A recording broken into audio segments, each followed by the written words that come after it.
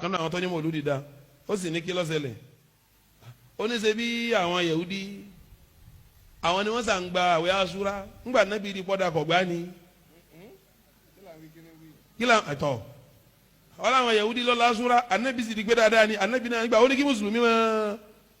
sẹ́yìn mọ́ pẹ́rù làákàyè onísìn èyí náà ni ó fi yé wa pé bí kèfèrí ti lè wọ́ dálẹ̀ tó á padà nínú àfẹ́sìn tí ó sọ pé kèfèrí lè dálẹ̀ o àmọ́ bó ti rí yìí dáadáa ni tọ́ba rí bẹ́ẹ̀ àwọn àwòrán àfẹ́sìn ẹ dákun tí a bá ń dákọ pé àfẹ́sìn wọ́n fẹ́ ká máa lákèsí wọn yìí ṣe àwọn èèyàn lásán àwọn onímímọ̀ tí wọ́n ṣiṣẹ́ tọ́ ìmọ̀ tí wọ́n wá bẹ̀rù Ọlọ́run tọ́wọ́ jásípé ń tó kílíà sí wọn nínú ọ̀rọ̀ yẹn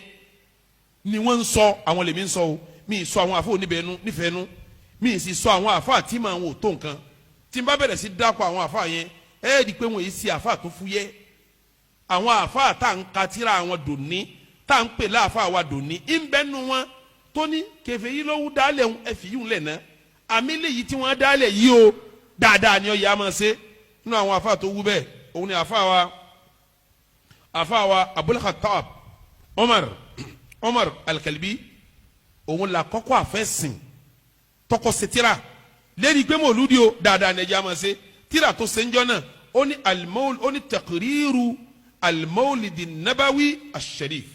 ìfi mọ̀lúdi lọ́lẹ̀ káfi lọ́lẹ̀ kó di ń tá a máa ṣe àfa náà ló ṣe tẹ́ bá wá katarijá máa fa yẹn gbogbo àwọn tó kọ́ tán pa àfa yẹn ẹnìkan ò ṣe èsì pélé yẹn búrí ẹnì rẹ gbogbo wọn pè àmọ́ làákàyè rẹ̀ ń bi mọ̀lúdi ntọ́sọ́nu bẹ́ẹ̀ la fa wa ibn al-hajj maliki masi abi maliki ló ń wa òun náà fún rẹ̀ ó ṣe tẹ́lẹ̀ tán pé ní al-madkhal ala amali al-mawlid ó pẹ́ tọ̀ ọ̀nà wo la gbà ṣe mawlidi tí ó fi dáa ó ṣe tẹ́lẹ̀ lórí ẹ̀ ó dẹ̀ sọ̀rọ̀ tó pọ̀ gan nígbà tí ń sọ̀rọ̀ lọ ó ní fanduri rahimanallahu wa iyyak ẹjẹ́ àwò ọlọ́nkọ́kẹ́yìn kọ́kẹ́mi náà ma hasallahu ta'ala bihi ada shara sharif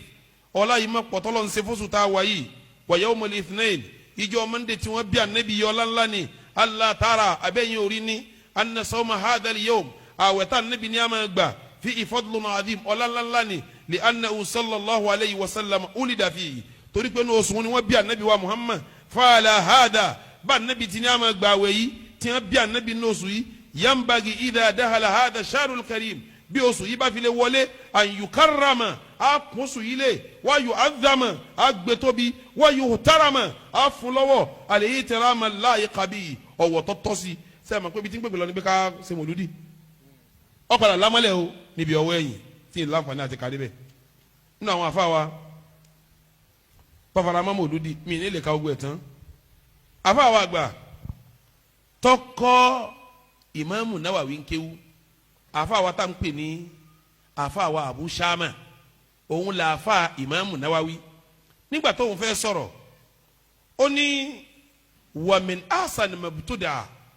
ó ní nùtọ́ dáa jù tí wọ́n dálẹ̀ fi zamanina lásìkò tá a wà yìí nùtọ́ dáa jù àmọ́ wọ́n dálẹ̀ ni o lásìkò tá a wà yìí ma yufalu kullu amin fil yawmil muwafiq li mawlidihi òun ní náwó tí wọ́n máa ń ṣe ní déédé ọjọ́ tí wọ́n bí ànábì wa Muhammad mina sadaqat tí wọ́n ń ṣe sàrà wal ma'ruf wọ́n ń ṣe náwó wa idharu zina wọ́n ń sọ̀sọ́ wa sururi wọ́n ń dunnú fa inna dhalika mush'irun bi mahabbatihi sallallahu alayhi wa sallam èyí ò ní òfin yé wa pé afẹ́ràn ànábì wa ta'dimihi a sì gbà ànábì ga fi qalbi fa'ili dhalika lọ́kàn ẹni tí ń ṣe yẹn wa shukran lillah ẹni tí ń ṣe mọ̀lúdì yìí ń dúpẹ́ fọlọ́hún ala man manna bihi min ijadi rasuli alladhi arsala rahmatan lil alamin nítorí pọ́sọ́lá lérí wa ọ̀rọ̀ ànábì wa ànábì yẹn wá jẹ́kẹ́ fún gbogbo ayé ẹ rí i pé Ìmáàmù Nawawi Ìmáàmù wa Abu Shama tọ́jú àfa wa Ìmáàmù Nawawi tọ́jú àfa Ìmáàmù Nawawi pẹ̀lú bó ti sọ̀rọ̀ yìí ó ní mọ̀lúdì ṣe kínní ọlọ́dà kọ́dà àfa wa àgbà tá a lè kọ́ yẹn dànù Ibn Hajar al-Asqalani ẹ rí i pé mọ̀lúdì àlọ́ náà wí ó ní kò sí láì fi mi ká ṣe mọ̀lúdì Ibn Hajar al-Asqalani wọ́n bi léèrè nígbà wọ́n sì bi léèrè wọ́n bi sheikh léèrè sheikh sì fèsì pé asilu amalil mawlid bid'a rí pilẹ̀ mọ̀lúdì bídíà ni ọlọ́dà dálẹ̀ ni ó ní lam tunqal an ahadin mina salafi salih ẹnìkan nínú àwọn ẹni rẹ tó ṣáájú tó jẹ́ ní àná wọn ò gbọ́ kó ṣe mọ̀lúdì rí minal quruni thalatha al-mufaddala lọ́gọ́rùn ọdún mẹ́ta tá Ànábì ròyìn kóhun ló dáa jù wat-tabi'ina wat-tabi'i tabi'in tabi'in ò ṣe tabi'in ò ṣe walakinnaha ma'a dhalika ṣùgbọ́n síbẹ̀ bẹ́ẹ̀ náà ó ní ṣùgbọ́n síbẹ̀ bẹ́ẹ̀ náà qad ishtamalat ala mahasina dáadáa wà ń bẹ wadidiha aburú náà wà ń bẹ faman taharra fi amaliha al-mahasina wa tajannaba diddaha kana bid'atan hasana wa illa fala ó ní ṣùgbọ́n tó bá lè gbìyànjú tó lè ṣe dáadáa bẹ́ẹ̀ tó wá jìnnà sábúrú bẹ́ẹ̀ bídí àtọ́dá ló ṣe o tí ó bá fi lè ṣe bẹ́ẹ̀ bídí àbúrò ṣe ẹ̀rí kí bó ti sọ̀rọ̀ yìí kò lòdì sí káwọn kan ó ṣe pẹ̀lú ọ̀nà tó ń gbà rí ipò dá Ibn Hajar lòdì sí káwọn kan ó ṣe mọ̀lúdì pẹ̀lú ọ̀nà tí Ibn Hajar al-Asqalani gbà rí pé ọ̀nà yẹn dá láti fi ṣe bẹ́ẹ̀ náà ni ìmáàmù wa Jalaluddin Sayuti ó fara mọ́ mọ̀lúdì ìmáàmù wa al-Hafidh Abul Khair as-Sakhawi ó fara mọ́ mọ̀lúdì wọ́n ti ẹ̀ bí léèrè òun náà fèsì ó ní wọn ò ṣe láyà Nábì àwọn sàábé ò ṣe ó ní ṣùgbọ́n àwọn mùsùlùmí ayé gbogbo wọn ni wọ́n ń ṣe ó ní wàá máa sọdún yìí wọ́n sì máa ń náwó sí i ó ló sì ní tọ́ dánú wọn ń ṣe sàárà ń bẹ̀ ó ní kò sábúrú níbi kase ṣebí kàkà Kùránì kí wọ́n ka mẹ́díù ṣebí tá a fẹ́ ṣe ń bẹ̀ náà nu kò jù bẹ́ẹ̀ lọ ìmáàmù Sakhawi ló sọ bẹ́ẹ̀ lọ́pọ̀lọpọ̀ ìmáàmù Shahabuddin Ahmad al-Qastalani nínú àgbàfà aládìsí ni òun náà sọ ó ní farahimallahu murhan ọlọ́run bá ń ṣe dáadáa fẹ́kùnrin kan ìtàkàdà layali shari maulidihi tó mú ọjọ́ bíi ànábì àyàdà tí ń sọdún bẹ́ẹ̀ lọ́gbà fáwọn èèyàn ọlọ́run bá ń ṣe dáadáa fọlú ẹ̀ liyakuna ashadda illatin ala man fi qalbihi maradun wa ihya kẹ́ni wọn mójútó mọ́lú dáadáa torí àwọn tí dọ̀tí wà lẹ́mìí wọn kọ́ máa jẹgba fún wọn àwọn tó ní wọn mọ̀ sí ẹni tó ń wí wọn o ṣé wò ó ní torí àwọn tí dọ̀tí wà lẹ́mìí wọn káwọn tí ọba ṣe ó múra sí kí wọ́n máa ṣe dáadáa afawa al-Hadrami ash-Shafi'i al-Hadrami ash-Shafi'i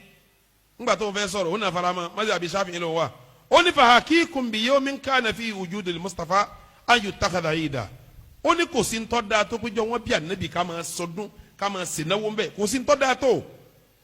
wa khalikum bi waqtin asfarat fi igurratu an yuqada tali'an sa'ida àsìkò tí malẹ̀ ànábì yọ wáyé kí ló burú bí ká máa sènáwó ká máa jó ká máa yọ̀ ńbẹ fattaqullaha ibadallah ẹ̀yin bẹ̀rù Ọlọ́hun sẹ́yìn pàtó ní mòlúdì ọ̀dá ní wọ́nu bí aha kásìn kẹ́kọ́ ká tún wá ní kọ̀dá ẹ bẹ̀rù Ọlọ́hun ẹ̀yin fattaqullaha ibadallah wahdiru awaqiba dunub ẹ bẹ̀rù gbẹ̀yìn ẹ̀ṣẹ̀ tẹ́ ń ṣẹ̀ yìí ẹ bẹ̀rù gbẹ̀yìn ẹ̀ṣẹ̀ ni wa taqarrabu ila Allahi bi ta'dhimi shani hadha al-mawlud ẹ súnmọ́ Ọlọ́hun kẹ́ gbé mòlúdì yìí lárugẹ ẹ súnmọ́ Ọlọ́hun kẹ́ gbé lárugẹ wa'rifu hurmatahu inda allamil ghuyub ó yẹ kẹ́ mọ ọ̀wọ̀ tí mòlúdì ní lọ́dọ̀ Ọlọ́hun ó yẹ kẹ́ iná mọ̀ pé mòlúdì ọlọ́wọ̀ lọ́dọ̀ Ọlọ́hun dhalika wa man yu'addimu sha'ira Allahi fa innaha min bàbá tó fà yà parí ẹ̀ pé tí yẹn bá ń gbé nǹkan mìíràn Ọlọ́run lárugẹ ìbẹ̀rù Ọlọ́run bẹ ní ọkàn rẹ̀ ni tí ń jásí pé ní tí ò ṣe mòlúdì gẹ́gẹ́ bí bàbá wa yìí ti ń sọ̀rọ̀ o kò sí bẹ̀rù Ọlọ́run ní ẹ̀mí rẹ̀ pẹ̀lú tí bàbá wa yìí sọ àwọn ọ̀rọ̀ ni mo kó wá yìí tí àwọn àfa sọ lórí pé mòlúdì ńkọ́ dáadáa ni kódà ẹni tí ò ṣe wọ́n tó ní kó bẹ̀rù Ọlọ́run rí pé àwọn àfa tí wọ́n ń sọ̀rọ̀ yìí àwọn gan ń sọ lábẹ́ bẹ̀rù Ọlọ́run ni wọ́n gbà pé dáadáa ni tọ́ ọ bá ṣe tọ́ gbẹ̀sán bẹ̀ àwọn náà sì fi nílẹ̀ pé wọ́n dálẹ̀ ní o àmọ́ dáadáa ni àdádálẹ̀ ni ṣùgbọ́n dáadáa ni bí wọ́n ti ń sọ lọ́dọ̀ wọn